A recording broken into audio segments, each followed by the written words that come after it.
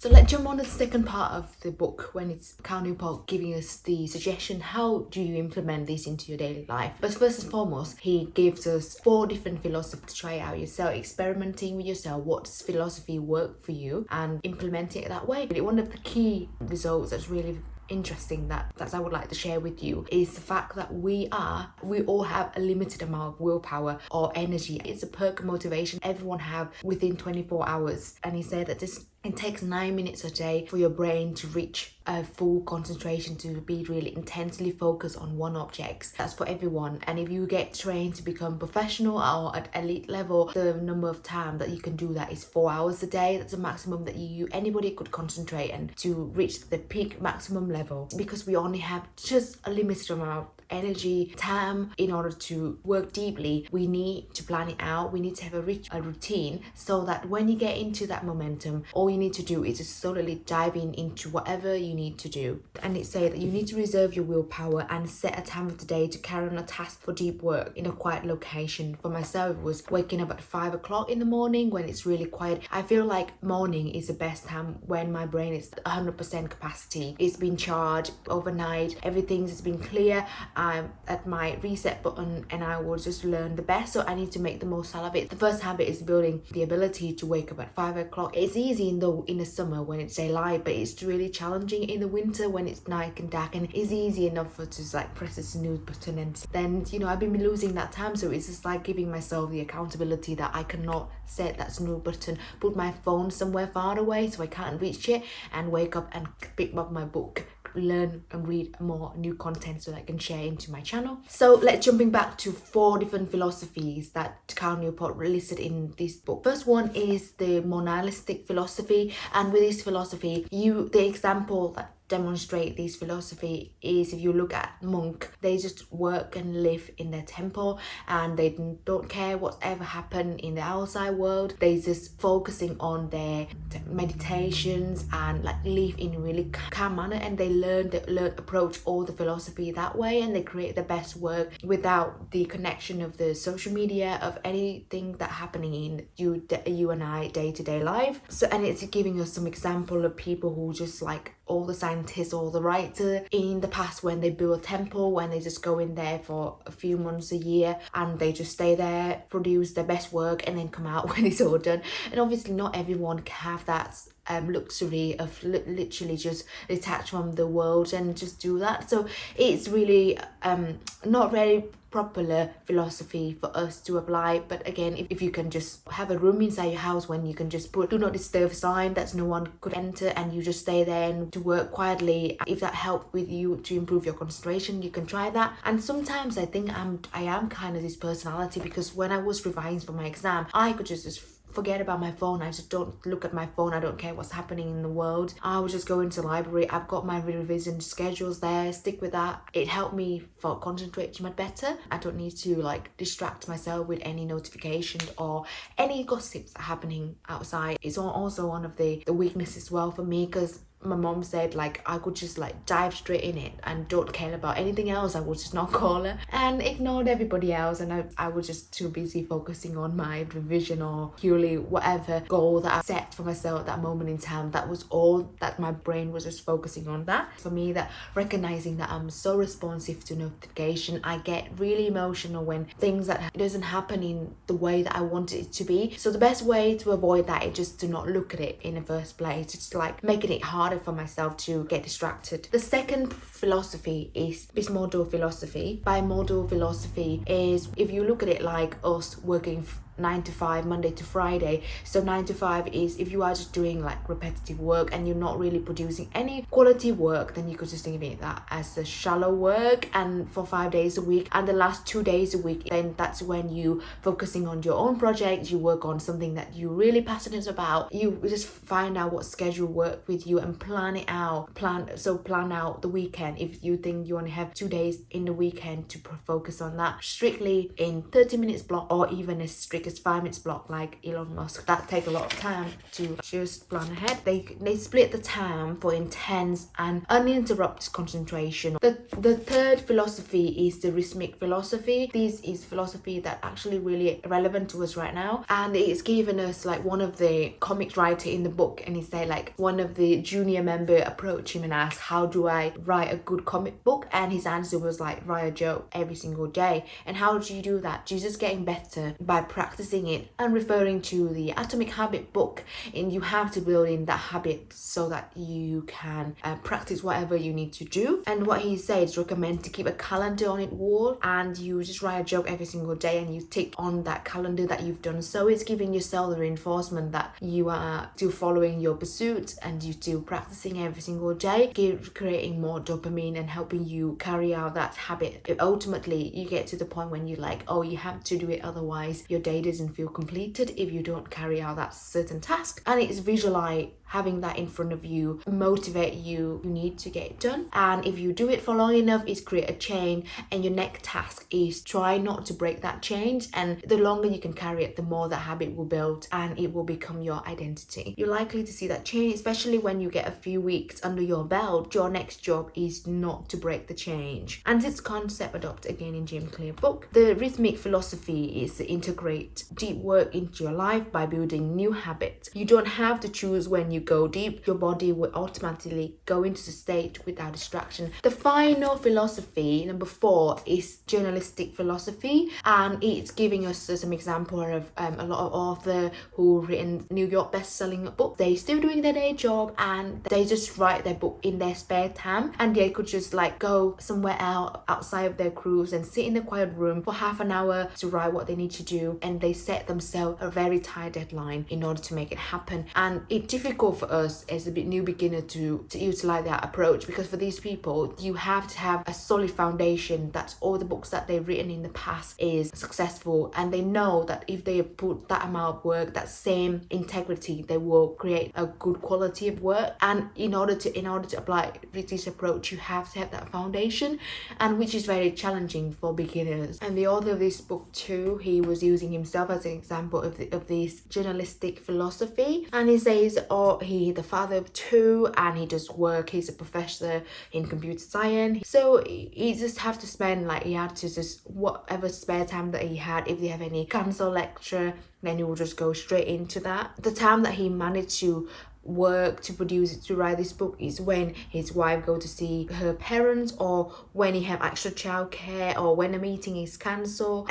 So these are the things that he can't plan this thing, it just happened, and he managed to just make the most of this time and working on his project, which is so that he's producing the books that we are reading right now. Maybe mix and match all of these different philosophy and find out to yourself which one. You can have 2 of them at the same time and find which one's better for you. So by now you'll be asking yourself question, how does these successful people build their ritual? So ritual is when they systemize their day and they just dive straight into the deep work, and they're not doing it because they want to be weird. They're doing it because these people are like professor, they are Nobel Prize winner. They must be doing it because they know it worked for them. They know they're doing it because it's creating value into the world.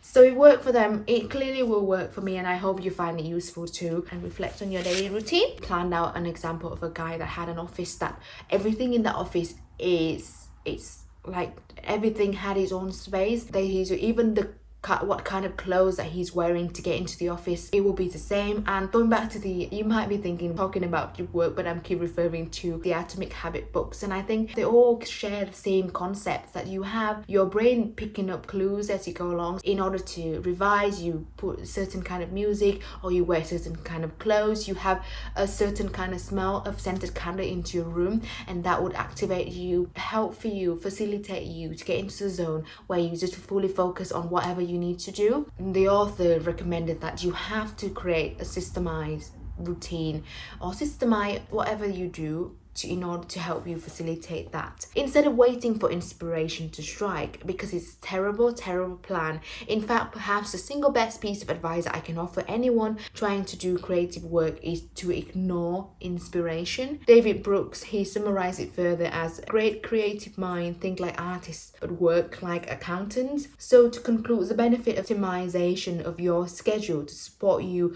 providing your best work. So why ritual is so important? Why do you need to systemize your day? Sometimes I feel like I'm not in the mood of recording, or I'm not in the mood of exercising, or I'm not in the mood of eating healthy. Motivation is limited. We probably will just be motivated a little bit each day, maybe because it's New Year. We all have our New Year resolution, and then try it out for a few weeks, and then we go back to where we was before. And I don't want to go back to where I was before. And if you are not the same, like maybe of trying this different approach to see it, because it's worked, because it helped, and scientifically proven that it will eliminate any friction for you to get into the zone, for you to carry on whatever project, whatever you have on your bucket list that need to be done in 2022. And so there are 3 questions that you have to ask yourself about. Number 1, where will you work and how long for? Number 2, how you will work when you start your work. And number 3, how will you support your work? So reflecting on it, question number 1, where will you work and how long for? So where, location, do you just work on any places, or you have a designated office, or you go into a certain coffee shop, or you go into the library? Choose, reflect on it, do an experiment, 1 month or 2, to revise when you're revising in different location, where you write your essay in different location,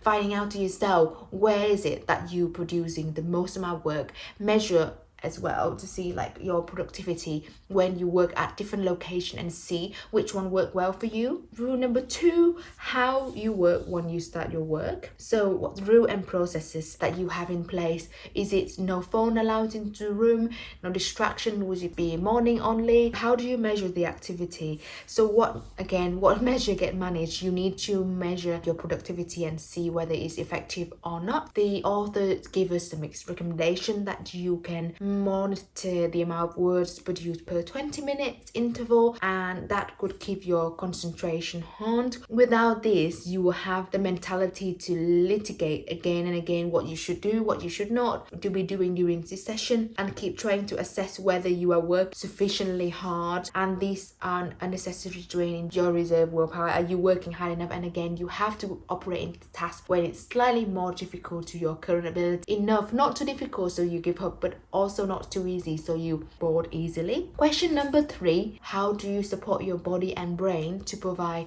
the best work when you carry out this deep work routine? So asking yourself whether you start with a coffee, making sure you have enough food on the table. Are you hydrated while you're carrying out deep work? Have you taking enough break in between? And he's listed some example of daily walk, 7-minute exercise, having what's the environment have to eliminate all the clutters. I sometimes like putting random thing in my desk just to reinforce that they need to be stored away after my work, and make sure the office is organized, so when I come back to it, I want to focus on working instead of clutter my brain with all that clutter. As a conclusion, he said, to minimize your success, you need to support your efforts to go deep.